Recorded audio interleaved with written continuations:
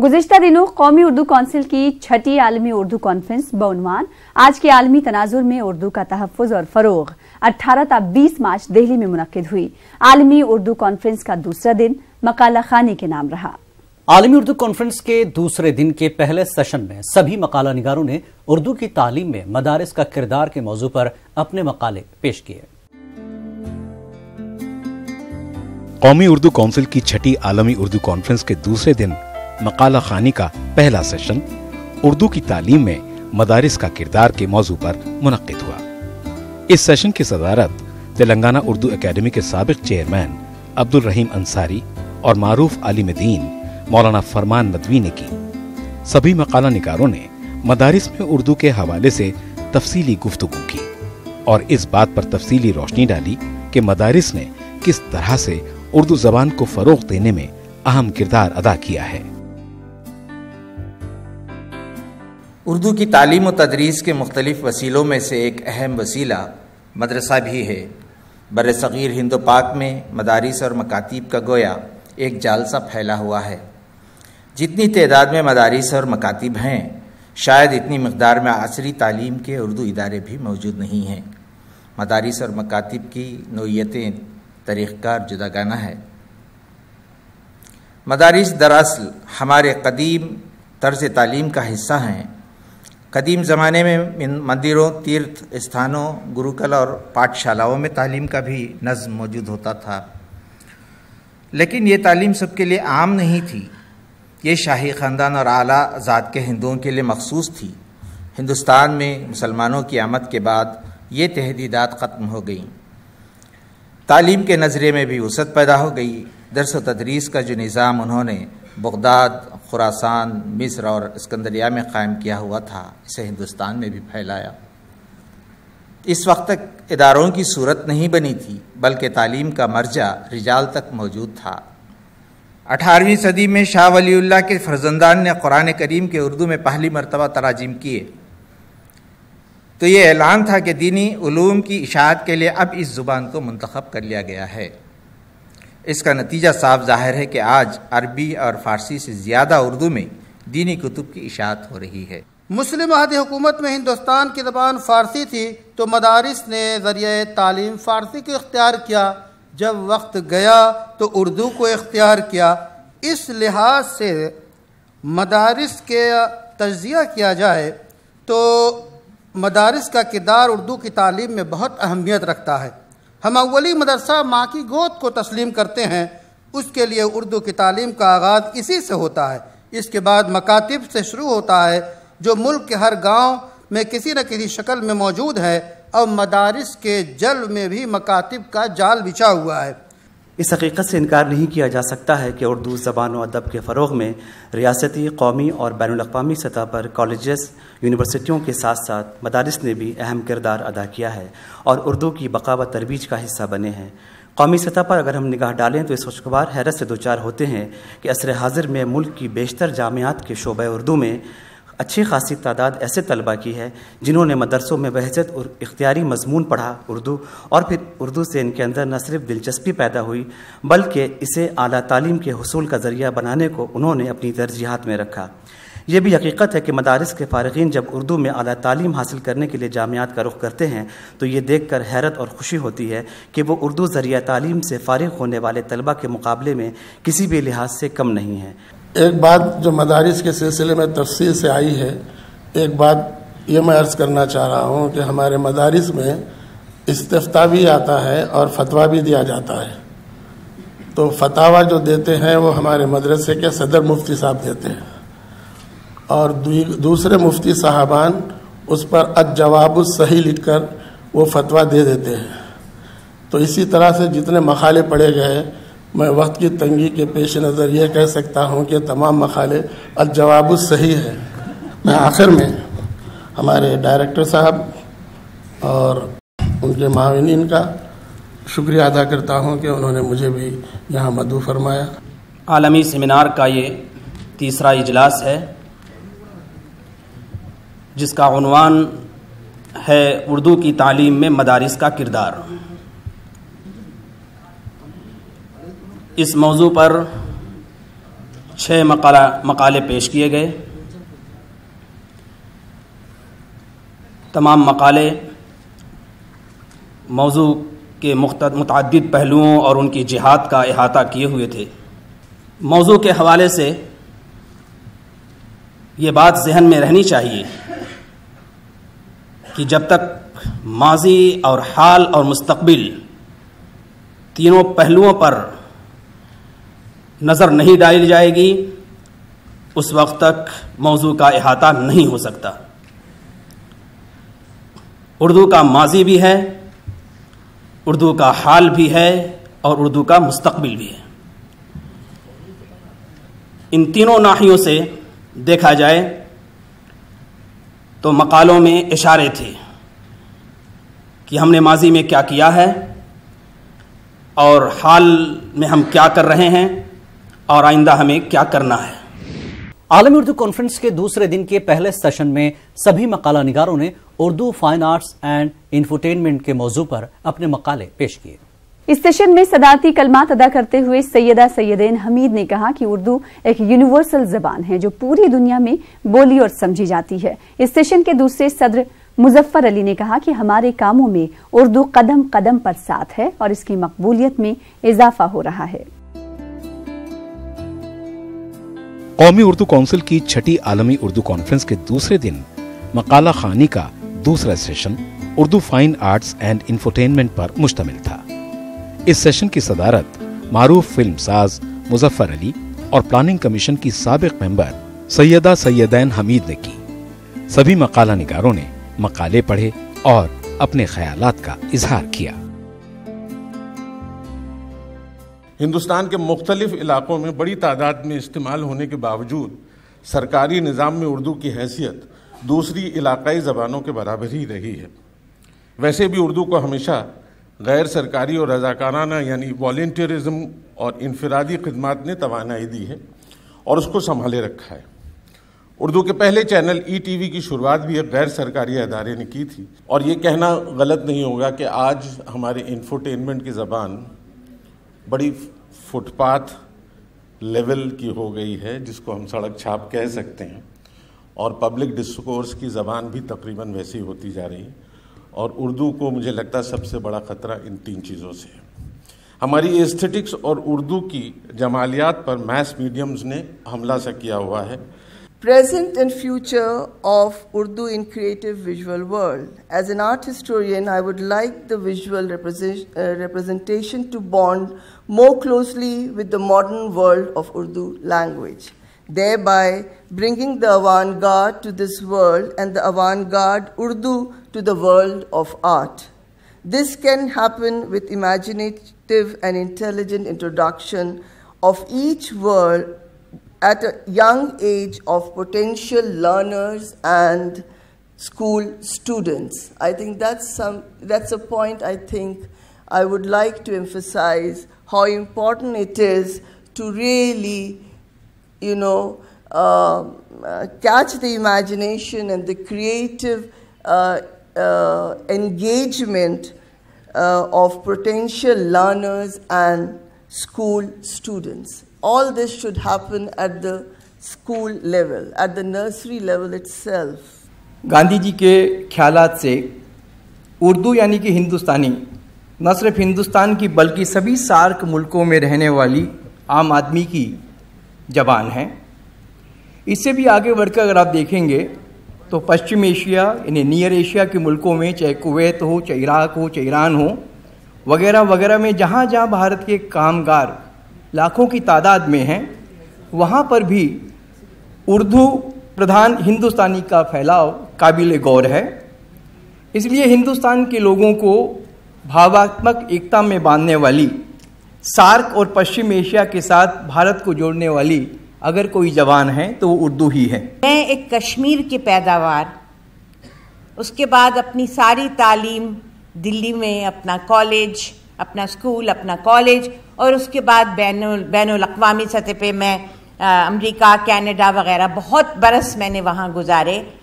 اور اس سب یہ جو ساری زندگی کے پیش و خم تھے اس میں کیا چیز میں نے نہیں کسی چیز کو پرسیو اگر نہیں کیا تو وہ اردو زبان کو نہیں کیا. اور اس کو یعنی اس کا جو ایک بنیاد تھی وہ میری والدہ نے ڈالی، کیونکہ انہوں نے یہ کہا کہ جب تک یہ اردو نہیں پڑھنا لکھنا سیکھ لے گی میں اس کو اسکول نہیں بھیجوں گی. لہٰذا وہ جو بیک گراؤنڈ میری بنی اس کی وجہ سے آج اگر میں نے تھوڑا بہت زندگی میں کچھ کیا ہے تو میں اسی کی مرہون منت ہوں جو میری والدہ نے مجھے اس وقت سکھایا. اگر یہ میسج ہم بھیج سکیں یہاں سے کہ Urdu is a language of the global language of peace and love, محبت کی زبان، یکجہتی کی زبان، ظلم و تشدد کے خلاف زبان، چاہے وہ مولانا ابوالکلام آزاد ہوں، چاہے وہ مولانا حالی ہوں، چاہے وہ مولانا حسرت موہانی ہوں، جتنے لوگوں کو آپ کھنگال لیں اس پورے سمندر میں تو آپ دیکھیں گے کہ ایک ہی پیغام وہاں سے نکلتا ہے، اور وہ زبان جو مسلمانوں کے، ہندوؤں کے، سکھوں کے، کرسچنز کے دل کی ترجمانی کرتی ہے، اسی زبان کے وسیلے سے، اسی زبان کے حضور میں آج ہم ایک دوسرے سے روبرو ہیں. بہت بہت شکریہ. میں یہ کہوں گا کہ لوگوں کی نگاہ جو ہے وہ دھیرے دھیرے آہستہ آہستہ کھلتی ہے. جب آدمی پیدا ہوتا ہے کچھ کھلتی ہے، کچھ اثر لیتا ہے. لکھنؤ میں پیدا ہوا، اس کا اثر تھا. لکھنؤ کا ایک حسن تھا، اس کا اثر تھا. لکھنؤ کی ایک تہذیب تھی، اس کا اثر تھا. پھر اس تہذیب کا ٹوٹنا تھا، اس کا اس سے زیادہ گہرا اثر تھا. لکھنؤ کی زبان تھی اردو، جو ہر وقت فضا میں تھی، اس کا اثر تھا. پھر ظاہر جو شاعری تھی لکھنؤ کی، مرثیہ خوانی تھی، سوز خوانی تھی، اس میں میری نگاہ کھلی. تو مجھے آلریڈی ایک شوق تھا پینٹنگ کا، اور مجھے پینٹنگ کے ذریعے سے مجھے اس وقت شاعری دکھائی دی. حضرت علی کا قول ہے کہ calligraphy hand writing is the tongue of the hand and the elegance of thought. خطاطی کی کیا اہمیت ہے ہم لوگ سمجھ نہیں سکتے. وہ روح کے اندر آپ کے داخل ہو جاتی. اب آپ تاج محل اگر خطاطی نکال دیے تو کچھ نہیں ہے، تو قطب مینار سے خطاطی نکال دیے تو کیا ہے. تو خطاطی جو ہے اس کا ایک اپنا ایک ویژول لینگویج ہے، ایک سنیمیٹک لینگویج ہے. کیسے بنی، کیسے نظر آئی، کیسے وقت کے ساتھ وہ گزری، کیسے وہ ایج ہوئی اور ابھی تک زندہ ہے. دوسرے دن عالمی اردو کانفرنس کا تیسرا سیشن مختلف ممالک میں اردو کی صورتحال پر مشتمل تھا. اس سیشن کی خاص بات یہ رہی کہ اس میں بیرون ممالک سے تشریف لائے مہمان نے اپنے پرمغز مقالے پیش کیے. مقالہ خوانی کے اس سیشن کی صدارت کے فرائض معروف محقق اور دانشور پروفیسر ابوالکلام قاسمی، ڈاکٹر سید تقی عابدی اور فیروز بخت احمد نے انجام دی. قومی اردو کونسل کی چھٹی عالمی اردو کانفرنس کے دوسرے دن مقالہ خوانی کا تیسرا سیشن مختلف ممالک میں اردو کی سماجی و تہذیبی صورتحال کے موضوع پر منعقد ہوا. اس سیشن میں بیرون ممالک سے تشریف لائے مقالہ نگاروں نے مقالے پڑھے اور مختلف ممالک میں اردو کی سماجی و تہذیبی صورتحال پر اپنے خیالات کا اظہار کیا. اس سیشن کی صدارت پروفیسر ابوالکلام قاسمی، ڈاکٹر سید تقی عابدی اور مولانا آزاد نیشنل اردو یونیورسٹی کے چانسلر فیروز بخت احمد نے کی. میرا تعلق Tokyo university of foreign studies یعنی جامعہ ٹوکیو برائے مطالعات خارجی سے ہے. جیسا کہ جاپان میں اردو میں بھی لکھا ہوا ہے، جاپان میں اردو تدریس کی کوئی 110 سال کی تاریخ ہے. ٹوکیو میں سن 1908 میں اردو جو اس وقت ہندوستانی کہلاتی تھی کی تدریس کا آغاز ہوا ہے، اور اس کے بعد سے مسلسل اردو کی تدریس جاری ہے. ٹوکیو کے علاوہ اوساکا یعنی وہ جو جاپان کا دوسرا بڑا شہر ہے میں بھی اردو پڑھائی جاتی ہے. اور خوشی کی بات ہے سن 2020 میں اوساکا میں بھی اردو کی تدریس کا 100 سالہ جشن منایا جا رہا ہے. اردو گو آبادیوں کی سماجی اور ثقافتی زندگی میں اردو زبان اور ادب کی حیثیت. دیکھیے، میں جس ملک سے میرا تعلق ہے، میں روس سے آئی ہوں، ماسکو سے آئی ہوں. وہاں اردو ایک غیر ملکی زبان کی حیثیت سے پڑھائی جاتی ہے 2-4 یونیورسٹیوں میں، اور بدقسمتی سے ہمارے ہاں کوئی اردو بولنے والی برادری بھی قائم نہیں ہوئی، کوئی تشکیل نہیں ہے. گنے چنے بر صغیر کے لوگ رہتے ہیں جو وہاں بسے ہوئے ہیں، اہل زبان میرا مطلب ہے، وہ آپس میں مل کے بے شک اردو میں بات کرتے ہیں، لیکن بچھڑ کر بس روسی سے کام چلاتے. ہمارے یہاں روسی کے علاوہ اور کوئی زبان فی الحال نہیں چلتی ہے. انگریزی تھوڑی سی بہت اس کا وہ شروع ہو گئے، لیکن روسی ہی روسی ہے. لیکن اس بات کے باوجود میں جس موضوع پر میں بولنے والی ہوں اور جو موضوع میں نے آپ پڑھ کر سنا ہے، مطلب جو عنوان میں نے آپ کر سنا ہے، یہ بڑی حد تک میرے ذاتی تجربے پر مبنی ہے. وہ کس لحاظ سے؟ اس لحاظ سے کہ مجھے کہیں ان ممالک کا دورہ کرنے کا موقع ملا جہاں اردو برادریاں تشکیل ہو چکی ہیں اور جہاں اردو ادب اور اردو شعر و شاعری تخلیق کی جاتی ہے، اور مجھے اپنی آنکھوں سے ان برادریوں کی ثقافتی اور ادبی زندگی دیکھنے کا موقع ملا ہے. 2017 اپریل میں صدر مملکت علی جناب شوکت مرزیایف کی ایک ڈکری جاری ہوئی جس کے مطابق ازبکستان میں اعلیٰ تعلیم کی مزید ترقی کے لیے متعدد اقدامات پر زور دیا گیا تھا. اس میں ایک اہم پوائنٹ یہ ہے دنیا کے اعلیٰ تعلیمی اداروں کے ساتھ قریبی تعاون قائم کیا جائے. غیر ملکی پارٹنر تعلیمی اداروں سے پروفیسروں کو انوالو کر کے ان کے ساتھ باہمی کام کرنے کے لیے سارے ضروری امکانات فراہم کیے جائیں. مجھے امید ہے ہندوستان کے متعلقہ ادارے ازبکستان میں اردو کے فروغ کے لیے ان باتوں پر غور کریں گے. اپنی بات ختم کرتے ہوئے قومی کونسل برائے فروغ اردو کی عالمی کانفرنس کے سبھی منتظمین کا خاص طور سے ڈاکٹر عقیل احمد صاحب کا صمیم قلب سے شکریہ ادا کرتی ہوں جن کی بدولت مجھے اس کانفرنس میں حصہ لینے کا شرف حاصل ہوا. یہ سنہرا موقع میرے کندھوں پر اردو کی ترقی کے لیے اور آگے بڑھنے کی ذمہ داری سونپتا ہے. جیسے کہ ہم جانتے ہیں ترکی اور جنوبی ایشیا کے درمیان تعلقات بہت پرانی ہیں. ترک خاندان کے حکمرانوں نے معاشرتی لفظی طور پر یہاں کے معاشرے میں حصہ لیا. ترک اور ہندوستانی عوام کے درمیان ایک عام مشترکہ ثقافت تھی جس کو باہمی تفہیم اور تعلق سے فروغ دیا گیا تھا. تقریباً 1000 سال ترک ان خطہ پر حکمرانی کرتے تھے جس کا نشانات ابھی بھی دیکھا جا سکتا ہے. یہاں تک کہ اردو زبان میں بھی بہت سے ترکی کا لفظ ہے اور اردو خود ایک ترکی لفظ ہے. دنیا بھر میں اس خوبصورت زبان بولی جاتی ہے جس کی تعداد تقریباً 1 بلین کی ہے. میں نے پچھلے 27 سالوں سے ہموطن اردو زبان اور اردو ادب کے ساتھ عاشقانہ زندگی گزاری ہے. پڑھنے کے ساتھ ساتھ 20 سال ہوئے اردو کے معلم کے طور پر اور اس مقدس میں پیشے سے منسلک ہوں. میں نے ایک مضمون لکھا تھا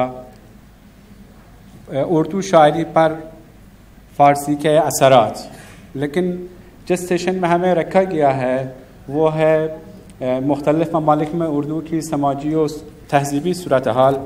تو اس وجہ سے میں اپنے مقالے کو چھوڑتا ہوں. انشاءاللہ اگر یہ چھپ جائیں گے تو زیر مطالعہ آئے گا.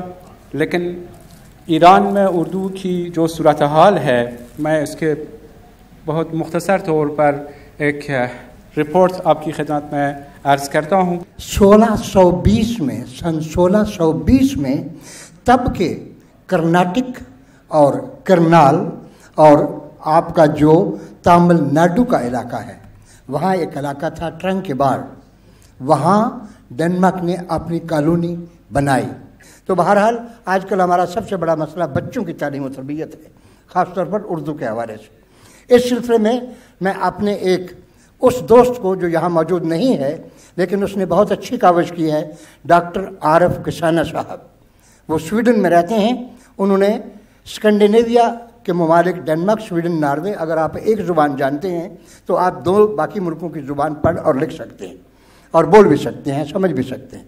انہوں نے اس چیز کو مد نظر رکھتے ہوئے ایک کتاب تشکیل دی ہے بچوں کے لیے، سبق آموز کہانیاں. بہت دلچسپ بات ہے، اس سیشن میں جو مقالے پڑھے گئے وہ مقالے خاصے رنگارنگ اور متنوع نوعیت کے تھے۔